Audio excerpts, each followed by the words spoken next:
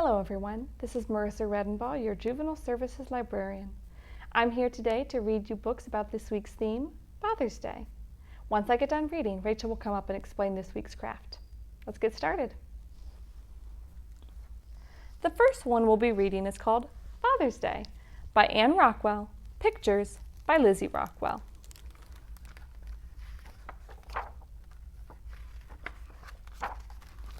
Today, we are making books about our dads. I'm writing about how my dad is so strong, he can still carry me. I'm as tall as the sky when I'm up on his shoulders. Papa sings his favorite song to me if Mama has to work at night, Eveline said. It's the one his Mama and Papa sang to him. She hummed the tune, and we stopped writing to listen. Mrs. Madoff reminded us, remember, we need quiet when we write. So Eveline stopped humming, and we went back to work. After a while, Evan raised his hand. How do you spell skillet? He asked Mrs. Madoff. She said, S-K-I-L-L-E-T. He erased something he'd written and wrote it again. I was sure he was writing about the camping trip he and his dad went on, just the two of them. Evan told me that they slept in a tent and cooked bacon and eggs in a shelter.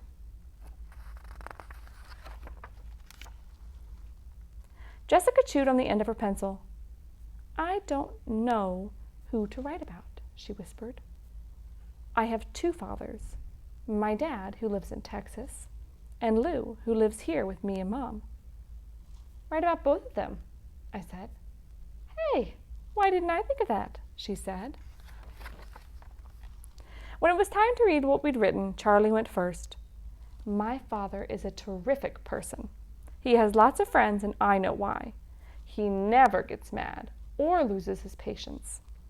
He says he can't, because when you're the pilot of a big jet plane, you always have to keep your cool. Jessica read next. I have two fathers and love them both. My dad, Bradley, lives in Texas and knows all about horses. My stepfather, Lou, has never even been on a horse. He always plays giggle bugs with me after work, even if he's tired. Sarah read, my father is great at everything. Yes, everything in the world. He's such a great cook, he should be a chef on TV. You should taste his chocolate marshmallow minty fudge. It's delicious. Pablo held his paper close to his face. I feel so proud when Poppy and I play soccer. Poppy shows me how to kick and dribble. Every time I practice with him, I get better. Poppy plays on a team in town with his friends. He says that one day I'll be a better player than him. Kate said, I wrote a poem for my dad. Is that okay? Of course, says Mrs. Madoff. Kate read her poem, which went, Daddy taught me to dive and to find a beehive. When I caught 3 shiny fish, we put them in a yellow dish. For a long time, I drew pictures of me in a bright pink room, Machiko said. I told my father how much I wanted a bright pink room. One day when we went to the hardware store, and now my dream has come true. My father and I painted my room summer rose because that's the color I picked.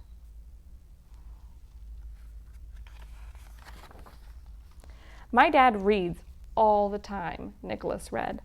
We like reading the same kind of books.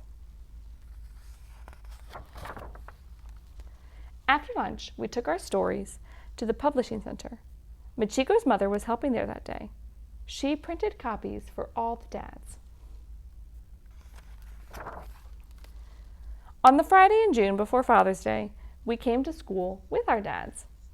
We gave them our books. All of a sudden, a man in a cowboy hat got out of a pickup truck and ran to Jessica. Dad, I didn't know you were coming, she said as they hugged each other. I wanted to surprise you, he said. Jessica had 2 dads at the Father's Day picnic. We had cupcakes and brownies. Sarah said the brownies were almost as good as the ones her dad makes. My dad read his book again and again. Each time he read it, he gave me a hug. The end. I thought that was so wonderful hearing about all the different experiences that the children in the class had with their dads. Maybe one of them was similar to yours. The next book we're going to read is called Froggys' Day with Dad by Jonathan London, illustrated by Frank Rimkewitz.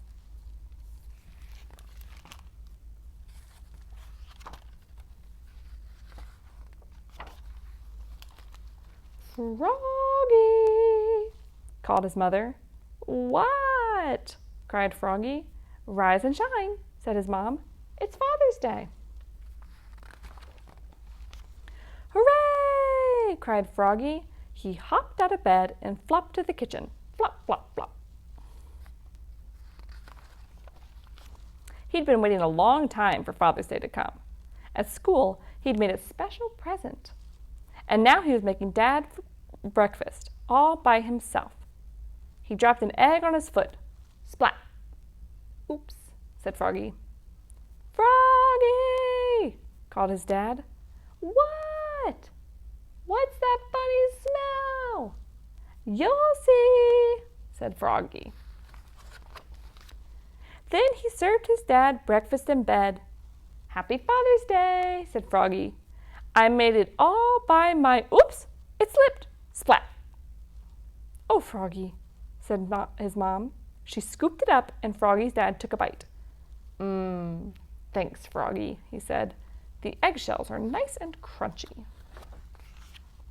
I have another surprise for you, said Froggy after breakfast.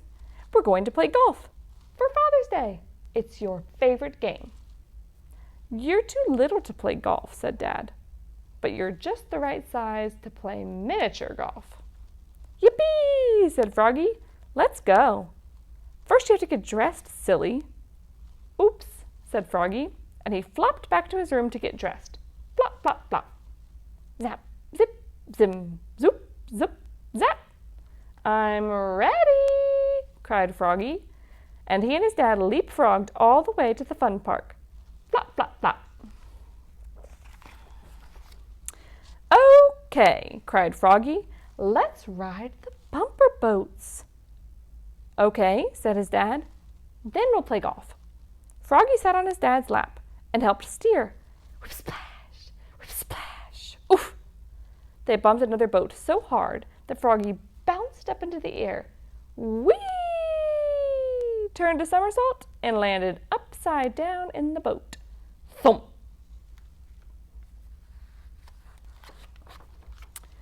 Let's go to the batting cage, cried Froggy. Okay, said his dad. Then we'll play golf. Froggy put on a helmet. Zap! Then he wound up and swung. Oops! The bat flew out of his hands and hit his dad in the foot. Thunk! Now can we play golf? Asked his dad. Golf?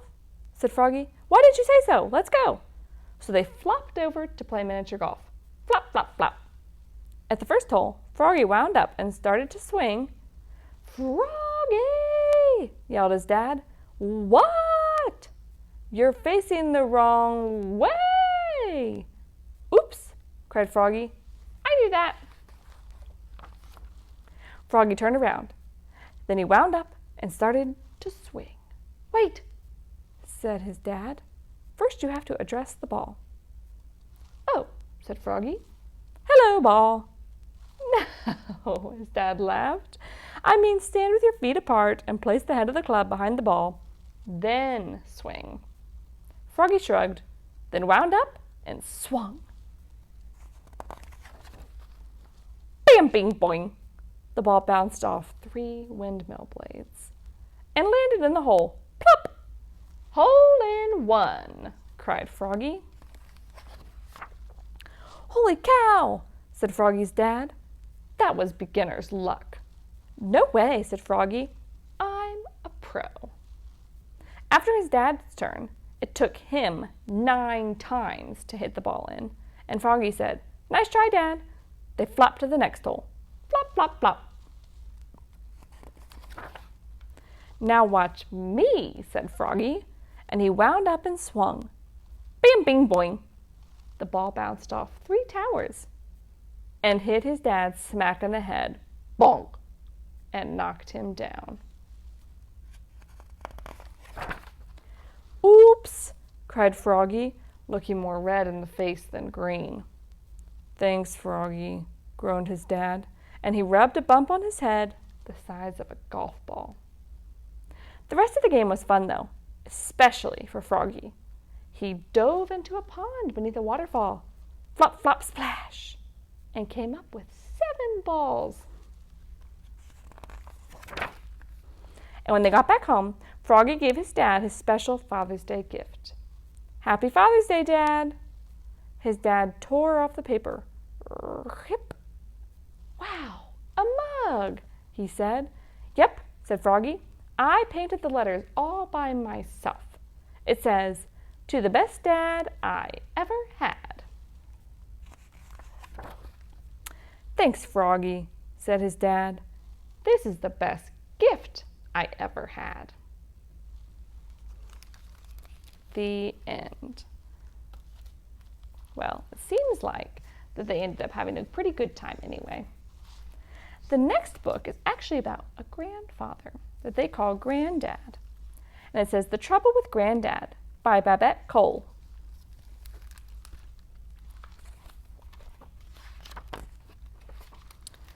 The trouble with Granddad is he grows such enormous vegetables.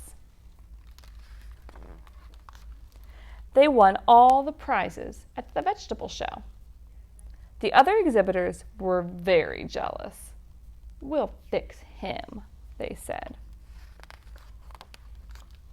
So one of them gave him a funny-looking tomato plant. It grew quite big. Then bigger, crash, and bigger, until it was taller than the local police station. Granddad was arrested for growing a dangerous vegetable. The police asked the fire company to spray Granddad's tomato with weed killer,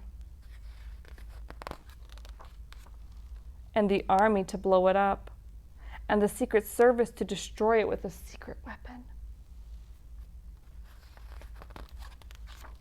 But it just kept growing, so they let Granddad out to see if he could stop it. It's got worms, said Granddad.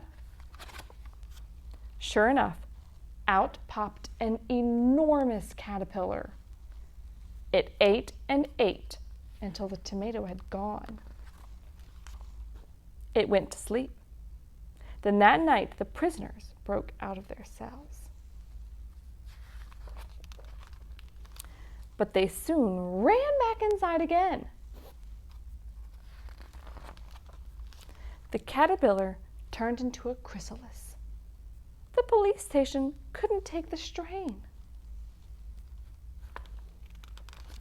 The police were furious with Granddad. Luckily, the chrysalis turned into a huge moth just in time. Back in his yard, Granddad hollowed out his biggest ever cucumber. The police are happy with their new station, but they have to watch out for the slugs. The end. What a crazy story. Can you imagine having a tomato plant that big that your grandpa grew? I can't. The last book that we have today is called Daddy's Favorite Sound by Brock Eastman and Kinley Eastman, illustrated by David Miles.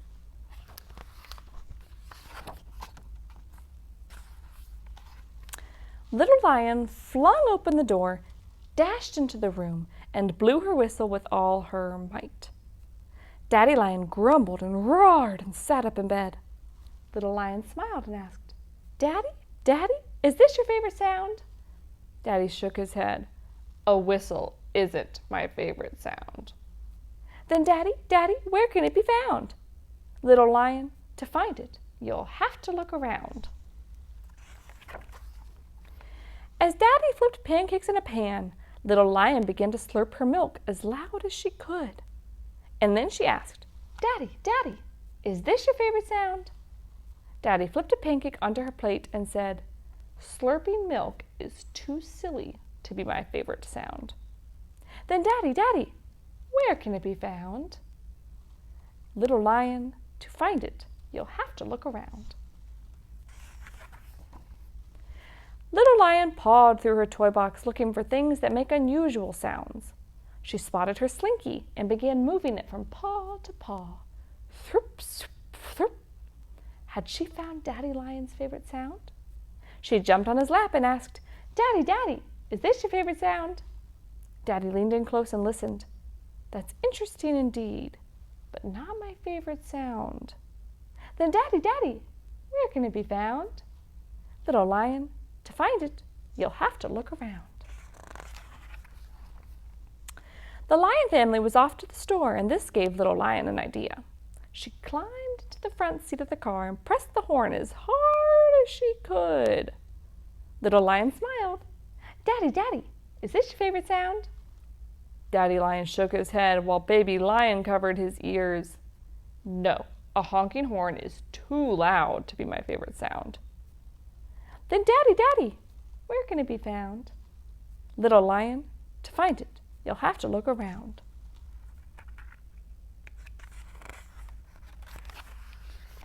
Little Lion always rode the mechanical horse after her family finished shopping. She climbed up and put in a penny. As it galloped, she hummed. Then she asked, Daddy, Daddy, is this your favorite sound? As the ride ended, Daddy Lion lifted Little Lion off. A horse racing isn't my favorite sound.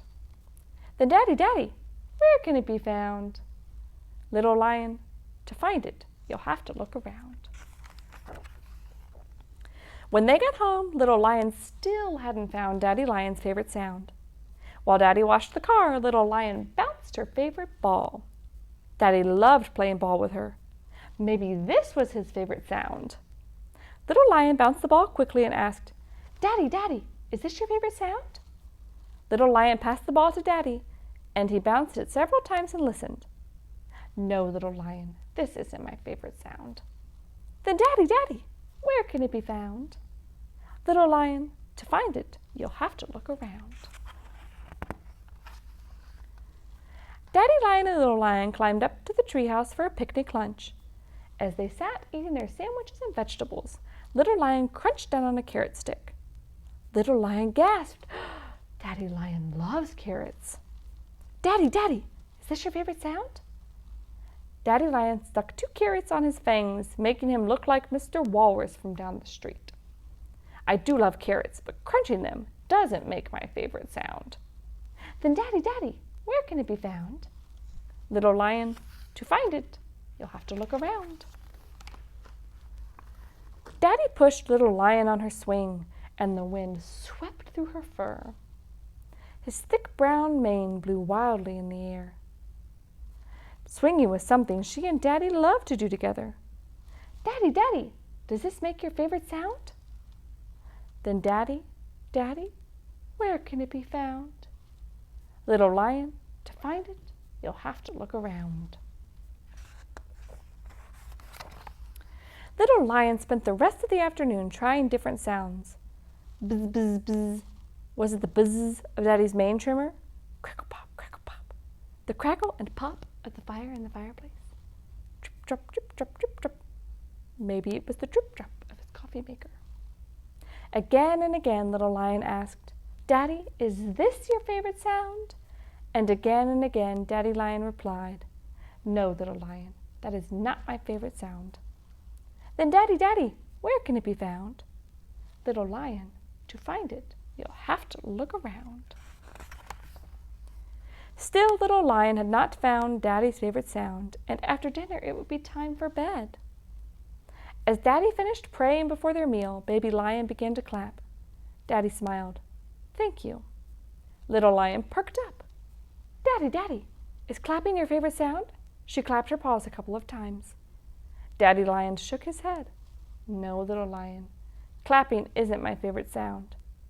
"Then Daddy, Daddy, where can it be found?" Little Lion, to find it, you'll have to look around. "Daddy, Daddy, is this your favorite sound?" Little Lion sipped some mouthwash from a cup and swished it in her mouth. "Your breath is minty fresh, but gargling isn't my favorite sound." "Then Daddy, Daddy, where can it be found?" Little Lion, to find it, you'll have to look around.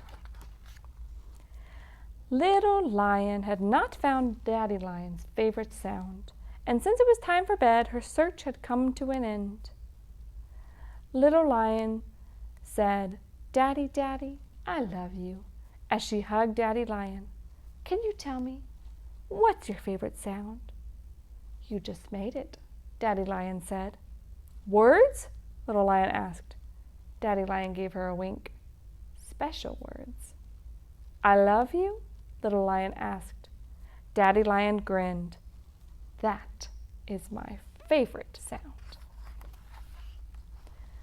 Daddy Lion leaned over and kissed Little Lion's forehead. "And I love you." The end. And that was our last book, and maybe my favorite book for this week. I thought that was so sweet and so cute how hard she tried to find his favorite sound. I hope you've enjoyed this week's stories, and next up is Racheal to explain this week's craft. Hi friends, I hope you enjoyed the stories about Father's Day. This week for your curbside craft, we have a Lego picture frame for Father's Day. It says, "Dad, I'm glad I have you to help me build my life." And so it's got all these Legos around it. So you'll get a little kit that looks like this. And in it there are instructions. And then also there's little foam Lego pieces, and they have the peel off backs, so then you can just stick them on wherever you want along the frame. And then on the back there's one long rectangle that's sticky on both sides, so you'll just put that kind of toward the top of the frame, and then stick on this white rectangle on top of that, so that it's kind of like a little stand like this. You can prop it up, and then you'll put the extra Lego pieces on the back. So it's a pretty simple craft, and you might have done this a few years ago with Miss Connie, but if you haven't, then this will be a new craft for you. And then your printable craft, you'll print out a piece of paper like this. So we are making a Father's Day card, and so you'll just need a piece of paper that you fold in half like a card, and then on the front of the paper you're going to make like a little toolbox, and so you'll want to color in all the pieces, and then this right here is going to be your toolbox. So you'll color it and then glue along the edges here, but make sure you don't glue the top piece of the flap, so that you can fit the tools inside of it. And then you'll just kind of want to glue the tops of the tools, and you can arrange them however you want.